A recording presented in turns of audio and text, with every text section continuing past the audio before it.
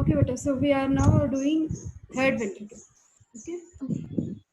So where do you see third ventricle? See, this is one cerebral hemisphere. This is one more cerebral hemisphere. In each cerebral hemisphere, we are finding one ventricle. This is one lateral ventricle. This is another lateral ventricle. And here you are finding the third ventricle. Okay. Now, that means between the two thalami, that means this is the position of thalamus. So in this position, you are finding the third ventricle. Like any other ventricle, even this ventricle is also lined by ependymal cells. Okay, and it is representing a primitive cavity of forebrain vessel. See, this picture is so good. You see here now we are seeing so many pictures. Now see here, this is one thalamus area. Okay. So left thalamus, right thalamus. Between the two thalami, are you finding an empty space here? Empty cavity here. So this cavity is nothing but this is the cavity of third ventricle. Third ventricle. Okay. Now, are you finding empty space here also? We have just finished this. This empty space which is in the anterior horn is Lateral. Lateral ventricle, anterior horn. Okay, okay. Very good. Okay. See, this is completely again. You can see like two lateral ventricles are connected by means of interventricular foramen of Monro, through which CSF is now entering into third ventricle. From there, CSF will be moving into fourth ventricle via cerebral aqueduct. Now, I want everyone to practice this picture. This picture has been taken from Vishram Singh Mehta. Very easy, in fact. First of all, because I have shown you so many, like in the previous lateral ventricle like lecture, just now we have seen the median sagittal section of brain, isn't it? Here we are exclusively seeing only corpus callosum. Okay, if possible, I'll take you to that photo. You are able to correlate, right? What I'm trying to show you. So this is corpus callosum. In the corpus callosum, rostrum, genu, body, and splenium. What is this curtain which is just attached to the inferior margin of the corpus callosum? Septum pellucidum. Very good. Inside, if you just cut the septum pellucidum, what do we find inside? Lateral ventricle. Very good. Lateral ventricle. Okay. So this whitish area just below the septum pellucidum is one of the part of fornix. At this point, you call it as column of fornix. Okay. So anterior commissure, a small, we have studied like commissural fibers, no? White matter fibers of brain.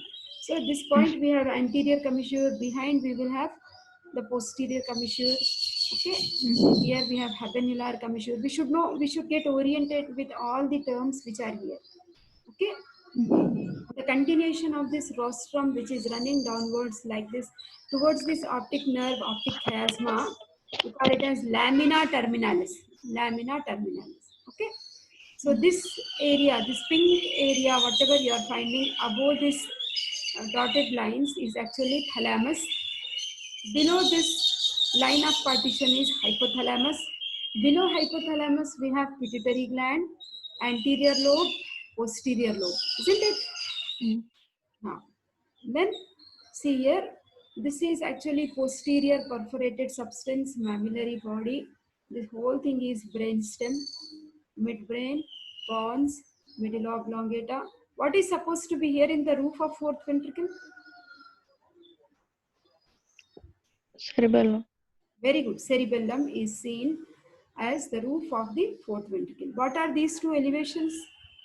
Actually, in this section, two are seen, but basically they are four. I have shown you in my previous class. Midbrain, superior inferior follicle. Together, what do you call them as? Midbrain, quadrigemina. Corpora quadrigemina. Very good. Corpora quadrigemina. We have four elevations, two superior colliculi, two inferior colliculi.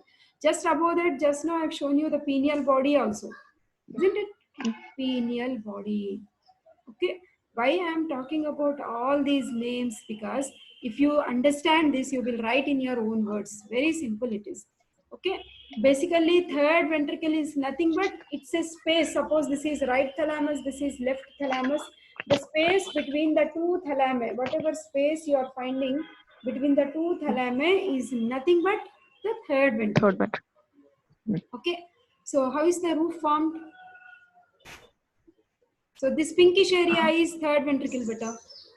Here Okay. we have the interventricular foramen through which the CSF which is present in the lateral ventricle will be communicating in the third Third ventricle. ventricle. From the through the aqueduct of Sylvius, the CSF in the third ventricle will go Fourth. into like that. Fourth. Yeah, very good. Now this pinkish 1, 2, 3, 4, 5, whatever outline, bordered outline has been shown is nothing but the boundaries what we are now going to see for third ventricle. So how is the roof formed? This is roof. Yeah. My column of fornix. Okay, column of fornix. This becomes the anterior wall. Anteriorly, what is present? Anterior Anterior commissure. commissure, lamina terminalis, optic chiasma. Okay, this is the infundibulum of the pituitary gland. Okay, then this area becomes something like floor. Okay, floor is contributed by pituitary gland, mammillary body, posterior perforated substance. Then posterior boundary. Posterior boundary is formed by the pineal gland and the posterior commissure. Okay, you are also finding habenular commissure. So you practice this picture. It's given in all books, Chaurasia, Vishram Singh, whatever book you are following. Now, any extension, suppose this is the third ventricle, we had recesses associated with fourth ventricle, what we have seen yesterday, isn't it? Similarly, Yes. there are certain extensions which are associated with third ventricle as well. The extension is seen with optic chiasma. Number 2, you call it as optic recess. The extension, you are finding extension of third ventricle in number 1 area also, no? This is the pituitary recess, are also called as infundibular recess. You are finding one extension towards the pineal gland. Okay, so which is the pineal recess. Now, whatever area is shown in yellow brown color, this is actually interthalamic adhesion. That means right thalamus and left thalamus, they are connected by means of a stalk. Okay, so that is nothing but interthalamic adhesions. Okay, so this picture, you need to remember this picture in order to understand the boundaries of third ventricle. If you understood that, then remaining part is only text, text, text. You can write in your own words as well. Okay. So the presenting parts of third ventricle, it has anterior wall, it has posterior wall, it has roof, it has floor, and 2 lateral walls. How are the 2 lateral walls formed? Abhinav, this is one lateral wall, this is another lateral wall. How are they formed? Thalami. Thalami. Very good. Right thalamus and left thalamus. Okay. Now see here, beta, this is the anterior wall which is formed from before backwards by lamina terminalis. Everything, whatever is written here, lamina terminalis, anterior commissure. You can use your own words in order to discuss this. We are finding there is an extension which is called as anterior recess or the triangular recess. Okay, this one. Okay, anterior recess or the triangular recess extending forwards above anterior commissure. Okay, between the here you will have the diverging columns of fornix.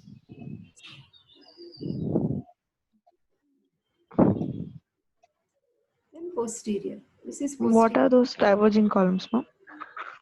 Fornix, I will show you better now. See, thalamus lecture is there.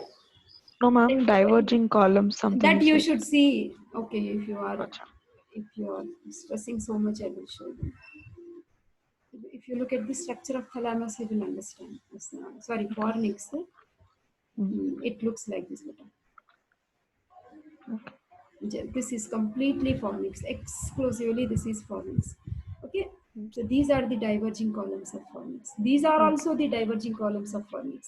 Now this area is associated with the like anterior part. This area is related to the posterior boundary of the third ventricle. Okay, so this is body of fornix. These are the columns of fornix.